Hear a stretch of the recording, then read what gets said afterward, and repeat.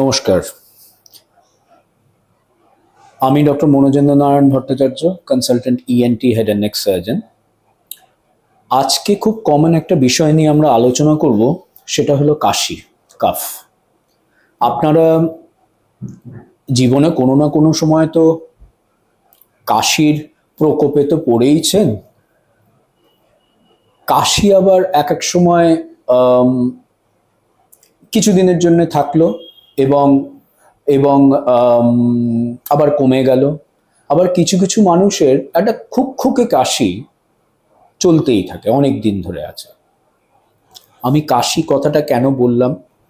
কাশি কথাটা এই জন্য বললাম যে কাশিটা এমন একটা জিনিস, এটা খুব কমন, এবং কেন হয় এটা নিয়ে কিন্তু কিছু তথ্য আপনাদের জানা উচিত, যেটা হলে পরে আপনারা কিন্তু ইগনোর এটাকে করবেন না। দেখুন, একটা মানুষের যখন কাশি হচ্ছে, মেনলি তিনটে কারণ থেকে কাশি হয়। মেনলি কি কি কারণ থেকে? ইনফেকশন থেকে কাশি হতে পারে, সেটা ব্যাকটেরিয়াল ইনফেকশন হতে পারে, সেটা ভাইরাল ইনফেকশন হতে পারে, সেটা ফাঙ্গাল ইনফেকশন হতে পারে। ইনফেকশন থেকে হয়। কোথায় ইনফেকশন হয়? এটা গলায় পেছনে হচ্ছে, না হলে চেস্টে ইনফেকশন হচ্ছে। এই ইনফেকশন থেকে কাশি হচ্ছে, এটা হলো প্রথম কারণ। দ্বিতীয় কারণ কি হতে পারে? রিঅ্যাক্টিভ কাফ, অ্যালার্জির থেকে কাশি হচ্ছে। শুনে একটু ঘাবড়ে গেলেন তো, অ্যালার্জির থেকে আবার কাশি কি করে হবে? দেখবেন আমার আগের ভিডিওতে একটাতে ছিল অ্যালার্জিক রাইনাইটিস। আমরা যে শ্বাস প্রশ্বাস নিচ্ছি, আমাদের তার সঙ্গে যদি এমন কিছু জিনিস নাকের মধ্যে ঢুকছে যেগুলোতে আমাদের অ্যালার্জি আছে, যেরকম ধরুন পোলেন্স মানে ফুলের রেণু, কিংবা কাপাস তুলো, সেগুলো রোঁয়া, ধুলো, ডিজেল ফিউমস, এরকম নানাবিধ জিনিস, সেগুলোতে যদি নাকের মধ্যে ঢোকে এবং তার থেকে যদি অ্যালার্জি হয়, আমাদের প্রচণ্ড পরিমাণে হাঁচি হতে থাকে, অনেকের সর্দি হতে থাকে, চোখ চুলকুতে থাকে, ঝরঝর করে নাক দিয়ে জল পড়তে থাকে, এবং অনেক ক্ষেত্রে ওই নাকের পেছনে পোস্ট নেজাল ড্রিপ কিংবা রসের মতন ওটা গিয়ে নিয়ে গলায় কোনো সবসময় যেন কিছু আটকে আছে পুঁটলির মতন, কিংবা কাশি হতে থাকে, সেটাও হতে থাকে। আবার কিছু কিছু ক্ষেত্রে এই অ্যালার্জি কিন্তু, শ্বাসনালীটা তো একটাই রাস্তা, এখান থেকে আরম্ভ করে সেটা চলে যায় হচ্ছে লাংসের মধ্যে। এই অ্যালার্জি এখানে হলে পরে অ্যালার্জিক রাইনাইটিস আমরা বলি। সেই অ্যালার্জি যদি শ্বাসনালী ধরে একদম ভেতরে গিয়ে নিয়ে চেস্টে চলে যায়, সেখানে চেস্টে কিন্তু অনেক সময় স্প্যাজমের মতন করে, অনেকটা আপনি বলতে পারেন আমাদের অ্যাজমার মতন করতে থাকে, এবং সেই জায়গাটাতেও কিন্তু চেস্টের মধ্যে এই যে স্প্যাজম, তার মানে কি, আমাদের যে শ্বাসনালীটা ভেতরে গিয়ে নিয়ে তো ভাগ হতেই থাকে, হতে হতে হতে হতে লাস্টের দিকে এমন ভাগ হতে থাকে যেগুলো কিন্তু অনুবীক্ষণ যন্ত্র দিয়েই খালি দেখা যায়, এত ছোট ছোট ভাগ হয়ে যায় শ্বাসনালীর, মানে হাওয়া যাওয়ার রাস্তাগুলো লাংসে। এগুলোও কিন্তু অ্যালার্জির জন্য সংকুচিত হয়ে যায়, মানে বন্ধ হয়ে যায়। বন্ধ হলে কি হয়? তখন শ্বাস না তো ঢুকতে পারে ওই লাংসের ওই জায়গাগুলো অবধি, এবং না তো বেরোতে পারে, এবং লাংসে যে এমনিতেই যে সিক্রিশন, যে জলীয় জিনিসটা তৈরি হয়, সেটাও ঠিক মতন বেরোতে পারে না। এই স্প্যাজমের জন্যও কিন্তু কাশি হয়। তো এই যে রিয়াকশন টু অ্যান অ্যালার্জেন, এটাকে আমরা বলি রিঅ্যাক্টিভ কাফ, যেটা অ্যালার্জির জন্য হয়। তাহলে দু নম্বরটা হয়ে গেল। প্রথমটা হলো ইনফেকশন, দু নম্বরটা হলো একটা reactive cough due to allergy. তিন নম্বর কাশিটা কেন হয়? তিন নম্বর হয় হচ্ছে হলো কিন্তু হার্টের জন্য অনেক সময় কাশি হয়। হার্টের জন্য কাশি? হ্যাঁ, হার্টের জন্য কাশি। আমরা শুনে থাকি হার্ট ফেলিওর বলে একটা কথা।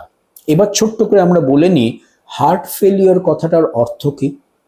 হার্ট ফেলিওর হয়ে গেল, এদিকে মানুষটা বেঁচে রইল। হার্ট যদি ফেলই করে থাকে, তাহলে মানুষটা বাঁচলো কি করে? এরকম একটা বদ্ধ ধারণা হতেই পারে।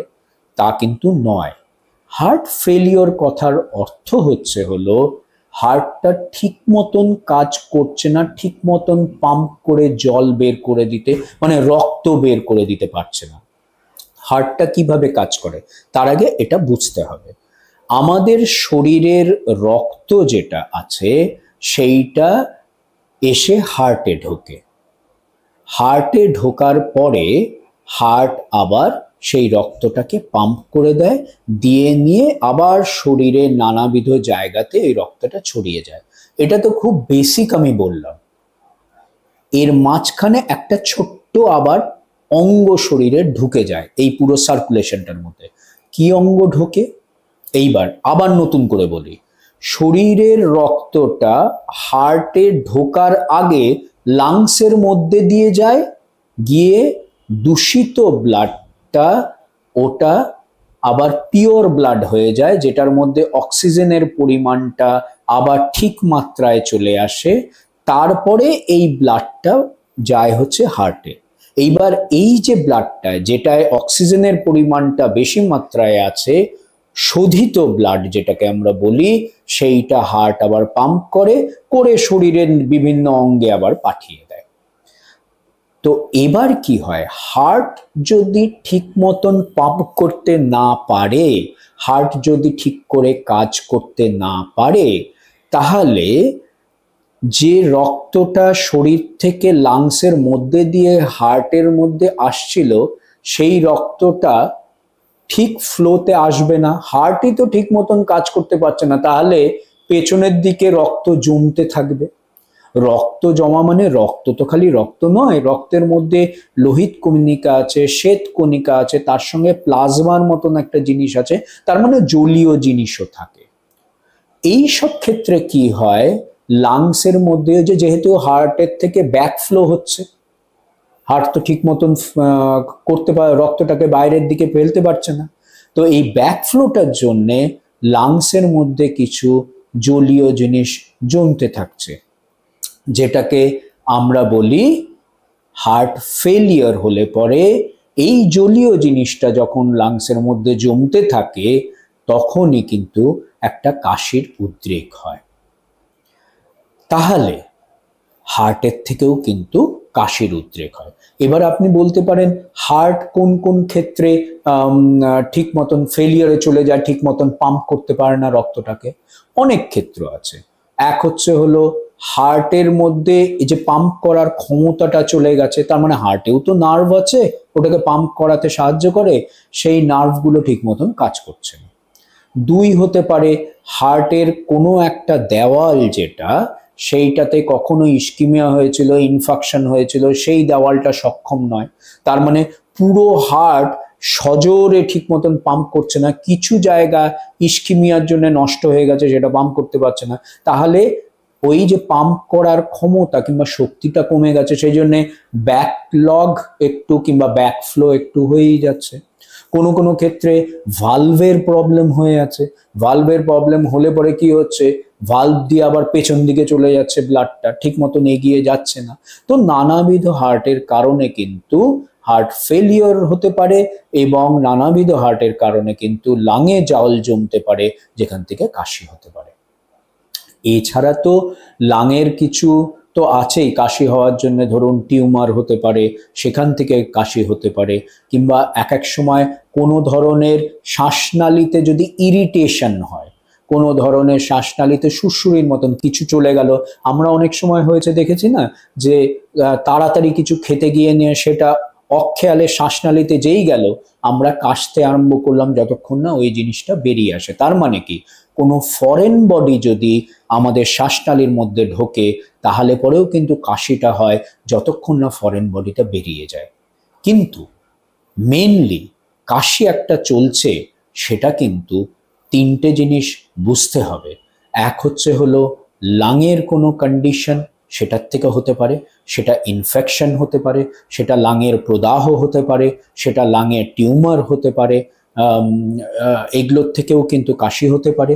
দু নম্বর হচ্ছে রিঅ্যাক্টিভ কাফ, অ্যালার্জির জন্য হতে পারে। তিন নম্বর যে কাশিটা, সেটা কিন্তু হার্টের থেকেও হতে পারে। তো যাই হোক, যে কোনো কারণেই কাশি যদি থাকে এবং বেশ কিছু দিনের কাশি যদি থাকে, তাহলে পরে কিন্তু ওটাকে একেবারেই অবহেলা না করাই ভালো, জেনে নেওয়া ভালো কাশিটা হচ্ছে কিভাবে।